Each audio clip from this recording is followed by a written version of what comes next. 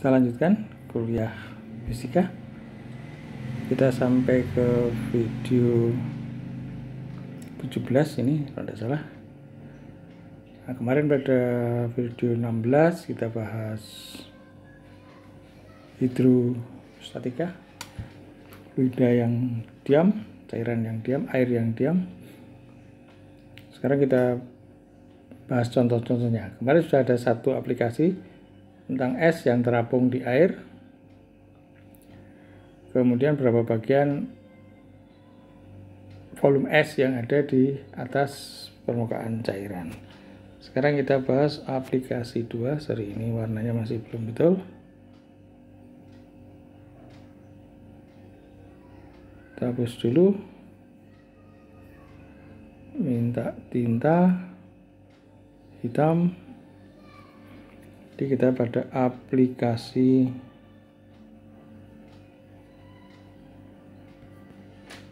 2. Ini kalau ini gunung es tadi, bagaimana kalau mencair? Gunung atau gumpalan es atau es mencair ya.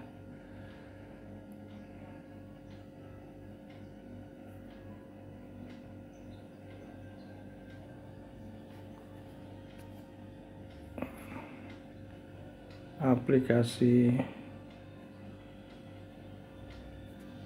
2, es yang mencair.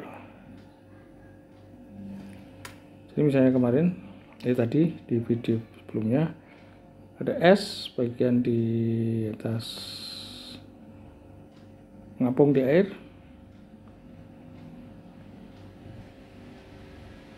Ini V1, yang di bawah adalah V2. Kemudian ini airnya diketahui rho S 0,9 gram per centimeter kubik, rho air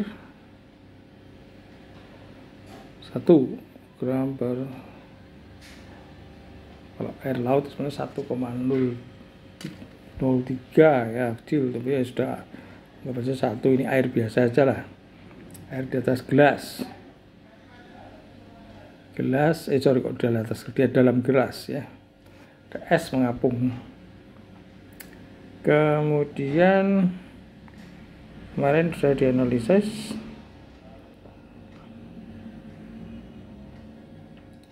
Ini tidak tenggelam, juga tidak terlempar ke atas karena berat es ini terimbangi oleh gaya ke atas akibat cairan Fa. Lalu sekarang pertanyaannya adalah berapa, atau kita kemarin sudah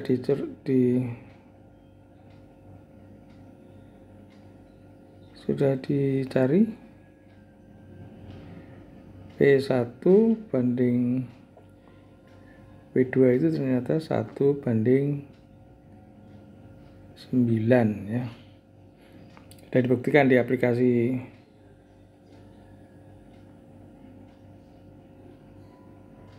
1. Sekarang pertanyaannya berikutnya, jika es mencair atau melebur ya menjadi air, permukaan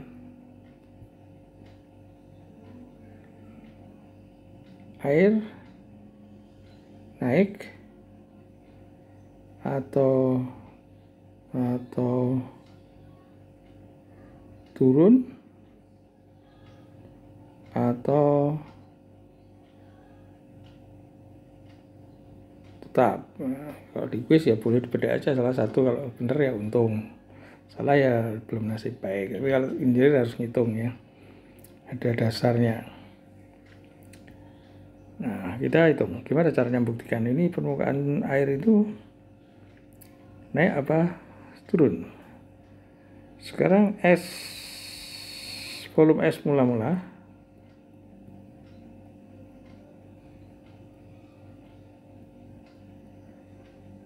V1 plus V2 atau V total ya. Maka massa es mula-mula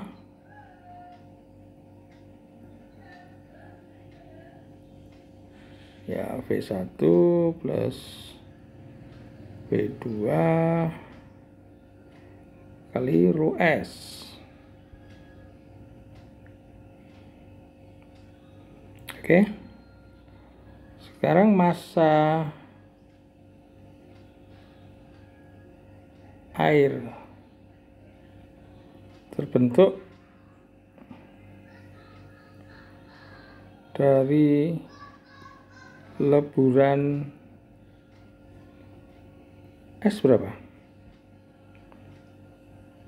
Nah, kita tahu bahwa yang ada itu hukum kekalahan massa, bukan hukum kekalahan volume. Jadi volume air yang terbentuk dengan es yang mencair itu beda volumenya, tapi yang sama adalah massanya, atau kita punya hukum kekekalan massa. Bahkan tidak hanya massa akibat perubahan fasa, perubahan massanya tidak ada. Bahkan reaksi kimia pun ternyata perubahan massanya nggak ada. Jadi ini tidak berubah jumlah massanya. Jadi V1 V2 kali rho S. Ini massa air terbentuk. Nah, volume air terbentuk berapa?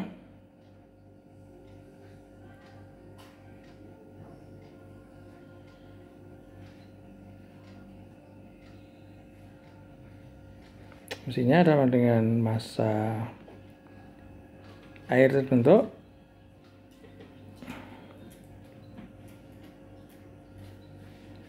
dibagi rho air. Oke.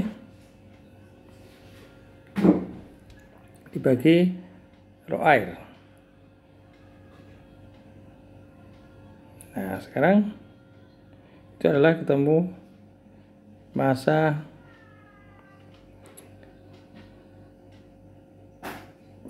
volume air terbentuk. Nah, sekarang kita isi. Ini berapa tadi?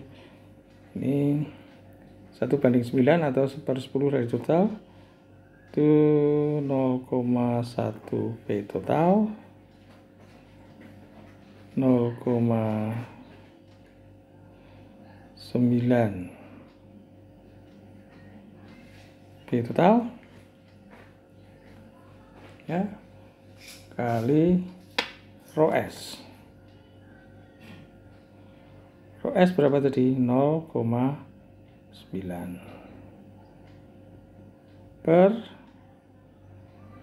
rho air berapa? 1.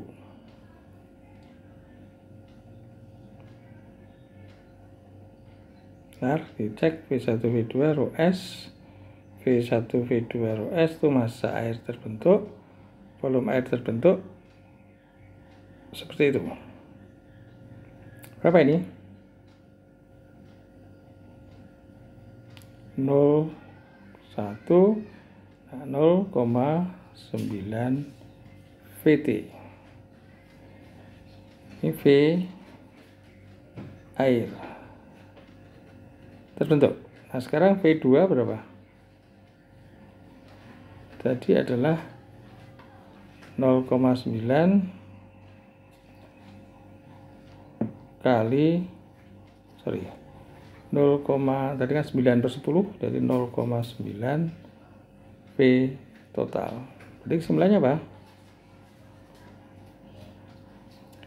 V air terbentuk sama dengan V2. Berarti apa? Permukaan atau tinggi permukaan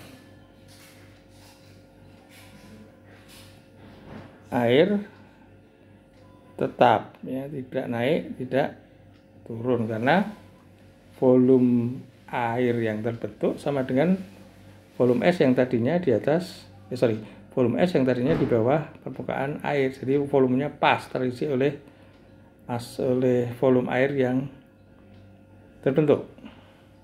Di volume air 0,9 VT, volume 2 adalah juga 0,9 VT. Kalau mau pakai dalam rho es juga boleh, dan rho air sama aja, tapi ini kalau pakai angka langsung kelihatan. Saudara bisa coba latihan sendiri kalau pakai ini, saudara pakai rho, jabarkan pakai rho es dan rho air, nanti ketemunya akan sama. Oke, ini contoh aplikasi 2. Aplikasi 3,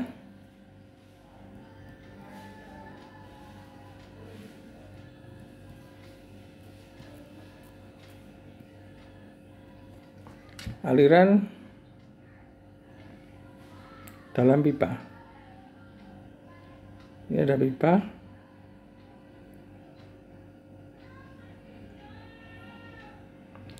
lalu ini ada keran.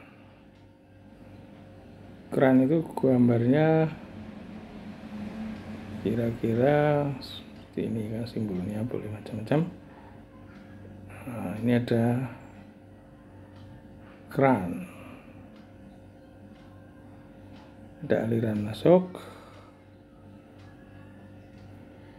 Ini pipa sana, diameternya sama, keluar ke sana. Nah, ini ada pipa. Saya harusnya membuat lubang di situ. Ini saya hapus.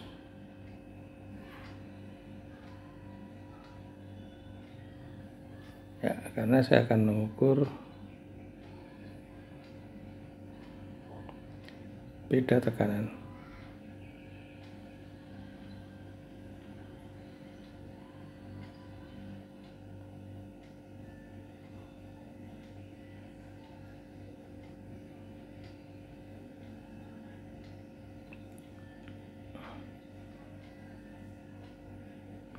Oke, ini cairan.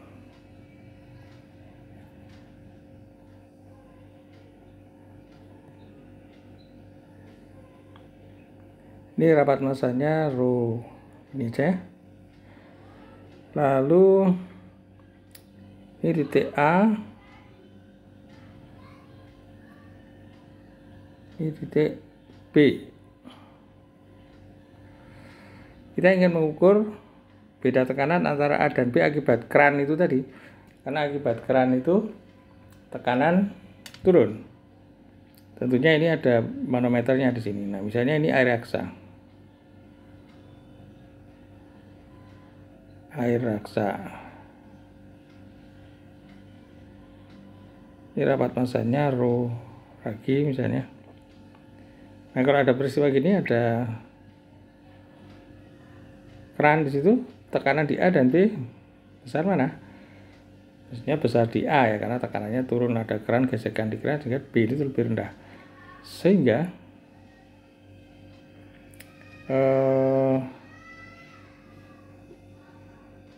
tinggi ini, tinggi yang mana? Tinggi air raksa ini di sini sekian, yang kanan lebih tinggi atau lebih rendah? Tidak sama tinggi, karena PA lebih besar daripada PB. Nah, ini yang kanan itu lebih tinggi atau lebih rendah dari yang garis ini, garis horizontal ini. Karena PA lebih tinggi, ya dipikir saja mesti ini lebih tinggi ya. Nah, ini gambarnya. Ini air raksa.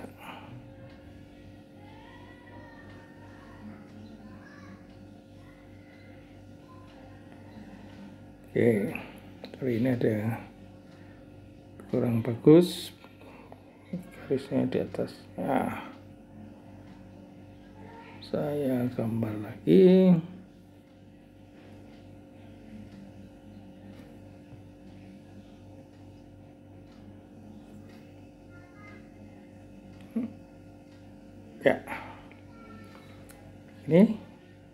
Ini air raksa.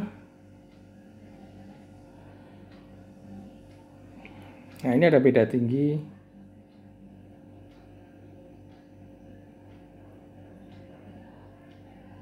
H.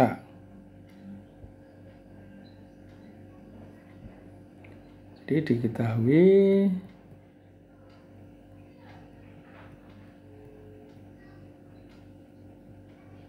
rho air, rho cairan ya, kemudian rho Hg dan H serta percepatan gravitasi. Kita ingin mencari apa? Dicari PA min PB atau sering disebut dengan delta P atau min delta P ini. Nah, PA lebih tinggi daripada PB. Delta itu biasanya akhir min awal.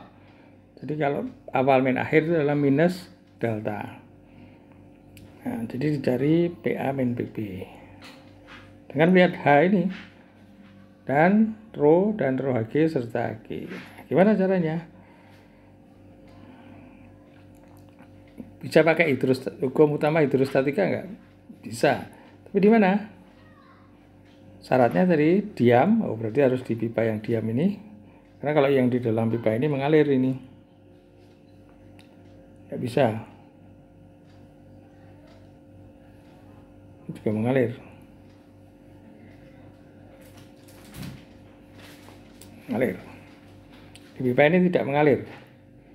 Jadi kita bisa kenakan di dalam pipa kecil itu, pipa yang U itu, pipa U. Syaratnya apa? Diam, sejenis. Nah, harus sejenis. Berarti harus dalam sama-sama di air raksa ini. Harus sama tinggi. Nah, berarti kita cari titik di sini M dan di sini adalah titik N. Nah, sekarang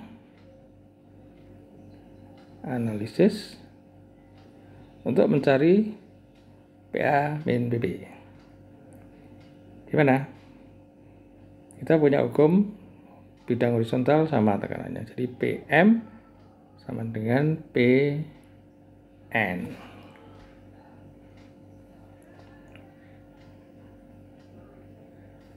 PM apa sekarang? Sama dengan P di A plus tekanan hidrostatik air setinggi ini. Misalnya ini tingginya L misalnya. Nah, yang kiri itu PA ditambah tekanan hidrostatis kolom air dari A sampai M. Jadi PA sama dengan rho, PA plus rho, rho-nya air atau Hg. Oh, kalau yang kolom itu dari A sampai M itu isinya air, berarti rho air, rho atau rho cairan. Kali G, kali apa? Panjangnya, tingginya dari A sampai M itu berapa? L plus H. Itu harus sama dengan PN. PN apa? Sama dengan PB plus apa? Kolom air setinggi L, jadi rho GL plus kolom air raksa setinggi H, jadi PN sama dengan PB ditambah kolom air sebesar setinggi L dan kolom air raksa setinggi H. Rho PB plus rho GL plus rho Hg GH. Yang kita cari apa? PA min PB. Berapa? Sama dengan rho GL dikurangi rho GL plus H plus rho Hg H. Jadi PA min PP, rho GL hilang, jadi min rho G rho G H plus rho HG G H. Jadi PA min PP sama dengan mana ini? Rho HG min rho kali G kali H. Nah, min delta P, karena PA min PP, kalau delta P itu adalah akhir awal atau tujuan min asal, maka kalau PA min PP adalah min delta P. Apa tadi? Ya tinggal tulis saja rho HG min rho G H. Ini kita bisa mengukur beda tekanan antara A dan B akibat keran itu dengan mengamati tinggi H. Karena rho HG diketahui, rho diketahui, dan G diketahui. Oke, ini aplikasi 3. Sekarang aplikasi 4.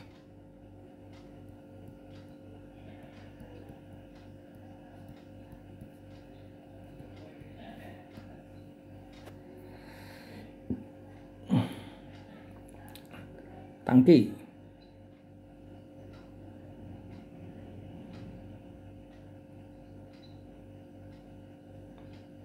Di atas tanah.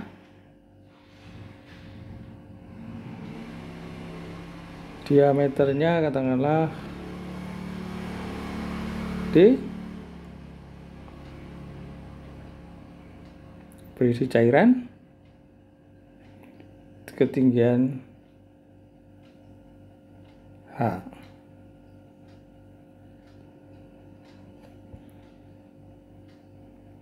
Diketahui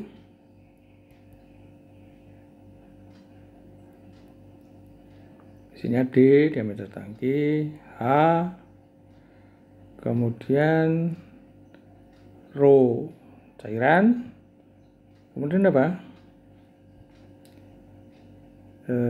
Sifat F. Ini apa? F itu adalah kuat tarik bahan dinding. Ini satuannya apa? Gaya perluas.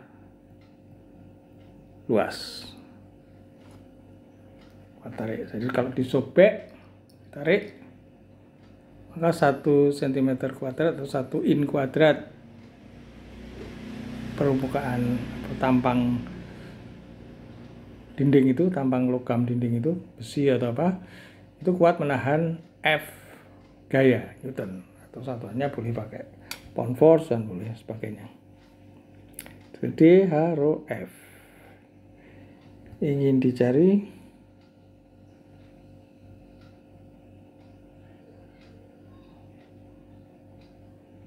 tebal dinding minimum yang diperlukan agar tangki tidak pecah. Oke, ini perancangan. Jadi meskipun baru belajar fisika sebentar, beberapa minggu ini sudah bisa ngerancang tangki gini nih. Nah, nanti kalau sudah lulus diharapkan bisa ngerancang pabrik ya. Ini tangki aja, tebal tangki yang diperlukan, tebal dinding tangki yang diperlukan. Nah, analisis.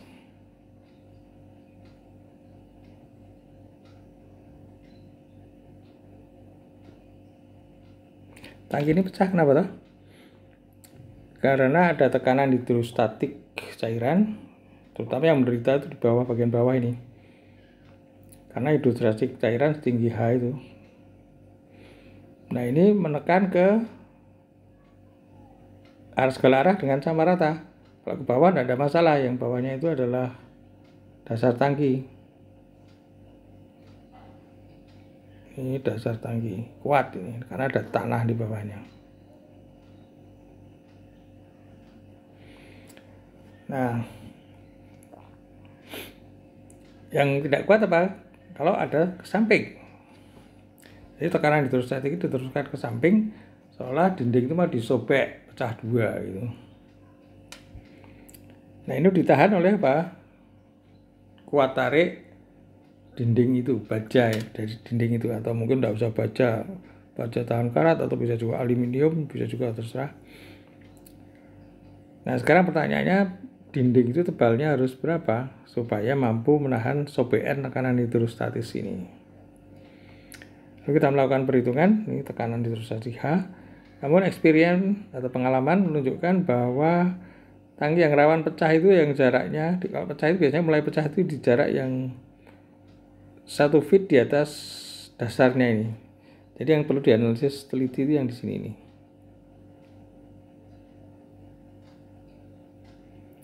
Ini adalah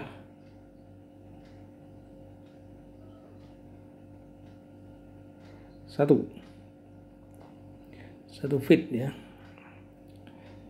Terserah satuannya ya. Sudah 1. Sehingga ini berapa?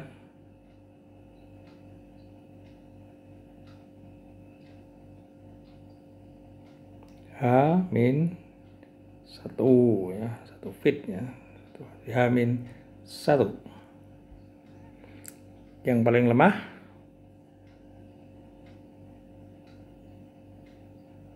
ini experience ya, paling lemah di kedalaman H-1. Mari kita lakukan analisis tangki di kedalaman H-1 ini. Misalnya kita gambar begini.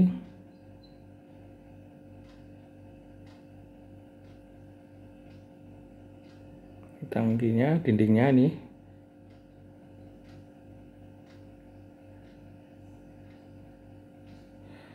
Ingat tebalnya berapa tadi? T. Dan kita tinjau bagian yang tingginya itu kecil aja. Ini adalah delta, ini kecil ya. Bagian yang H-1 tadi, di bagian yang paling lemah ini tadi. Kemudian diameter itu D ya. Diameter itu panjangnya di sini, ingat itu adalah D. Nah, sekarang supaya tangki tidak pecah, berarti gaya menyobek itu harus lebih kecil atau sama dengan kuat tarik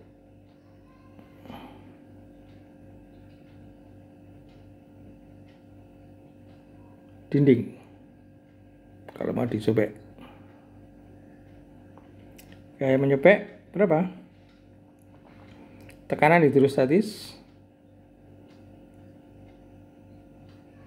kali luas. Luasnya apa ya mau menyobek? Ya fluida selebar tangki itu. Lebar tangki berapa? Dan luasnya berapa? Lebarnya diameter, tingginya delta ini tadi. Jadi ada D kali delta. Ini luas. Gaya kali P hidrostatika itu tekanan kali luas, itu sudah jadi gaya. D delta itu adalah luas. Ini harus lebih kecil dari kuat tarik bahan tadi apa? F, tapi satuannya apa? Gaya perluas. Supaya jadi gaya harus dikalikan dengan luasnya. Yang menahan berapa ini? Yang menahan adalah luas penampang dinding ini, baik yang sebelah depan ini atau yang belakang sana. Jadi mungkin kalau saya gambar lebih teliti ini begini ya. Nah ini tingginya delta ini.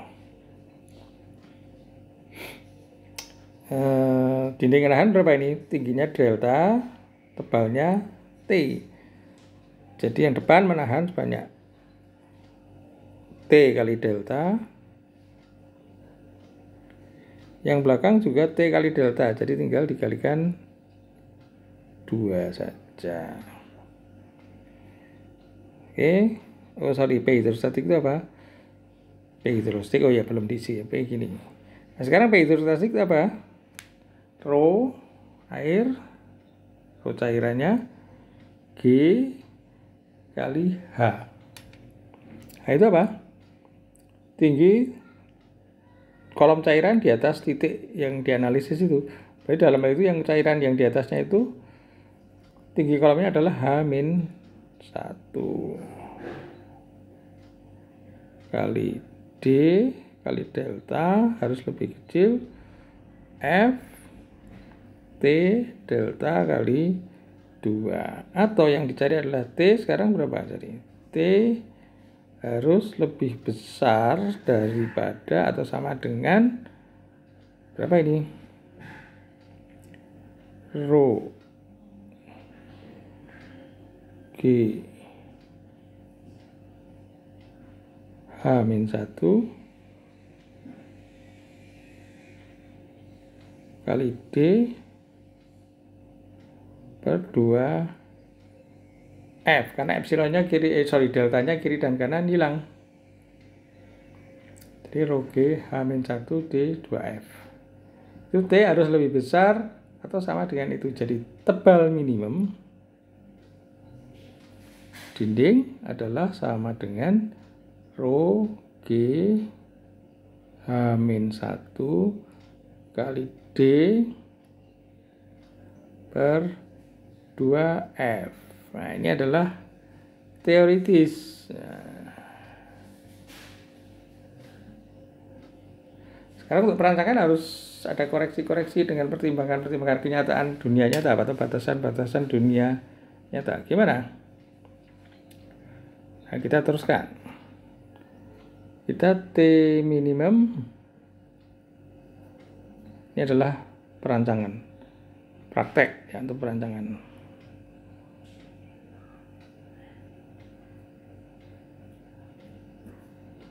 Tadi kita punya T minimum sama dengan rho G H-1 D per 2F. Ini teoritis tadi ya.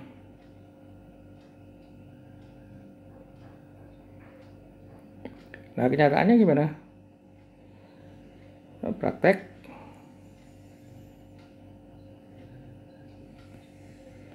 T-min berapa? Sama